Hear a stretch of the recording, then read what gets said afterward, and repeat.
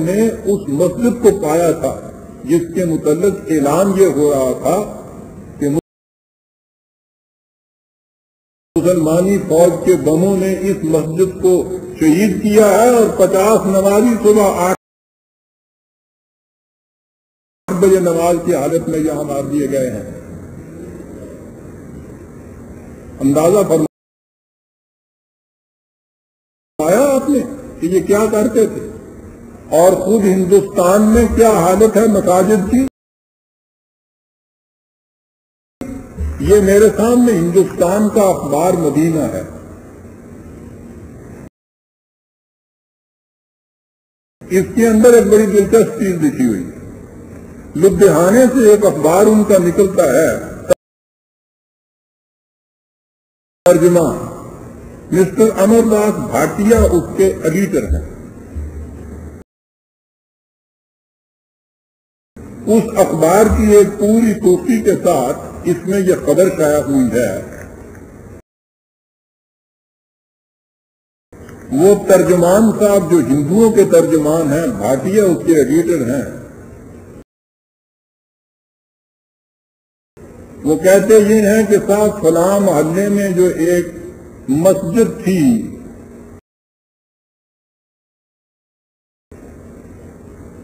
اس مسجد پر ہمارا قبضہ تھا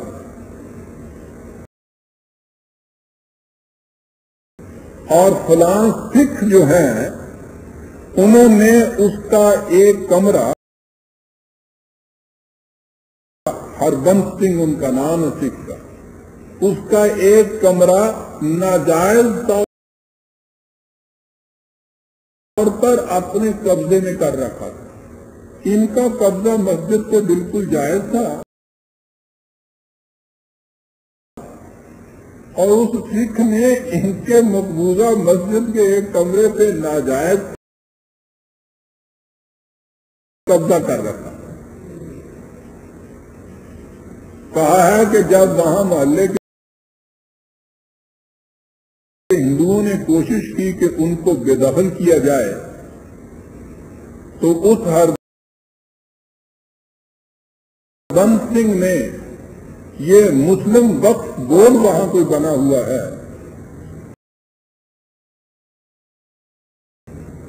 مسلم وقف بورڈ سے عدالت میں مقدمہ درج کرا دیا ہے کہ اس مسجد کو واگزار کرایا جائے. اور اس کے بعد اس نے یہ اپیل کی ہے اس ترجمان نے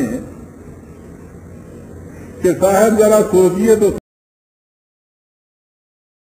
صحیح ان سکھوں کی حالت کہ ہمارے پاس یہ ایک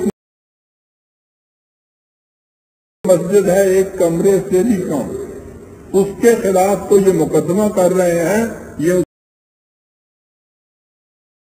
اس کے الفاظ سنیے کہ لدھیانہ کے شہر کی 117 پرانی مسجدوں میں سے 90 مسجدوں میں گردوارے قائم ہیں اور مندر تو صرف 15-16 کے اندر.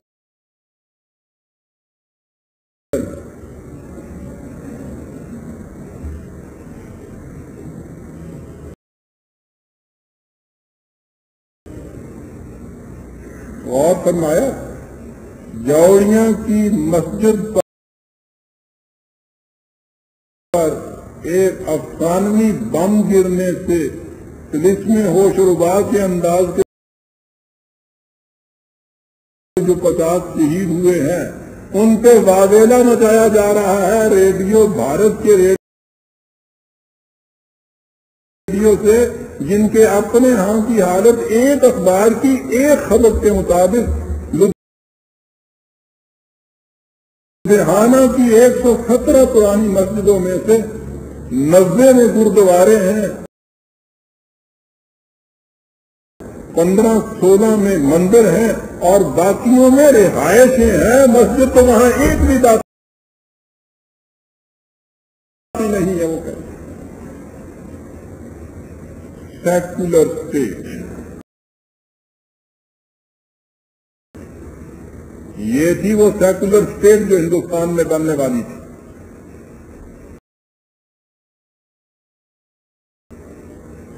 آپ نے غور فرمایا کہ ہندو وہاں کیا کر رہا تھا اور اس کے اذان کیا تھے؟ اور اس کے ساتھ برطانیہ عظمیٰ جن کے دل میں بھی بڑا درد اٹھتا ہے مسلمانوں کے لیے، کیفیت یہ تھی قائد اعظم نے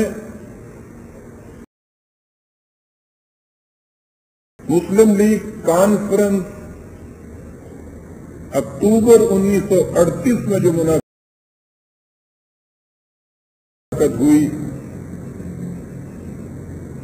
اس کے خطبہ صدارت میں یہ کہا تھا، غور سے سنیے برادران عزیز، اس زمانے میں سن 38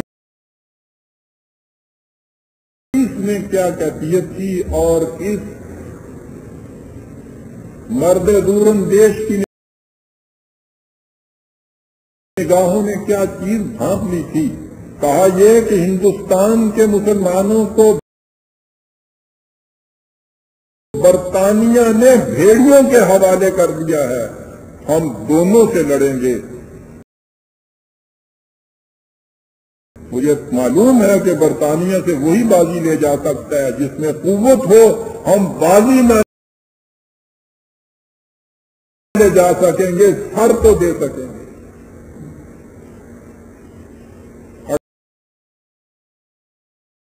38 میں انہوں نے کہا تھا کہ برطانیہ نے ہندوستان کے مسلمانوں کو بھیڑیوں کے حوالے کر دیا ہے۔ آج نظر آیا ان بھیڑیوں کے دانت کتنے تیز تھے اور کس طرح سے وہ تیاریاں کر کے لگتے ہیں۔ انہوں نے فروری 1940 میں لیگ کونسل کے اجلاس میں یہ کہا تھا کہ برطانیہ ہندوستان پر حکومت کرنا چاہتا ہے، مسٹر گاندھی اور کانگریس مسلمانوں پر حکومت کرنا چاہتے ہیں۔ ہم کہتے ہیں کہ ہم نہ برطانیہ کو اور نہ ہندو کو مسلمان پر حکومت کرنے دیں گے، ہم آزاد رہنا چاہتے ہیں، دونوں سے آزاد رہنا چاہتے ہیں۔ آپ دیکھتے ہیں کہ برطانیہ کے ساتھ کس طرح سے جنگ چھڑی ہوئی تھی ایک ہی وقت کے اندر۔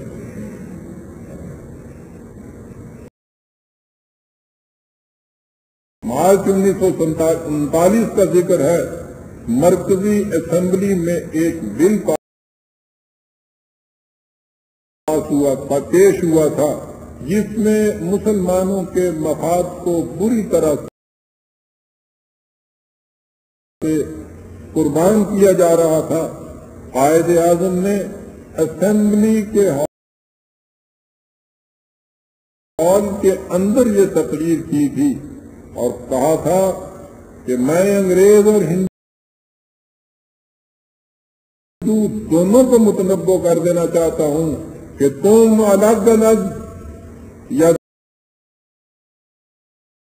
دونوں متفق ہو کر بھی ہماری روح کو فنا کرنے میں کبھی کامیاب نہیں ہو سکو گے۔ نہ تم اس تہذیب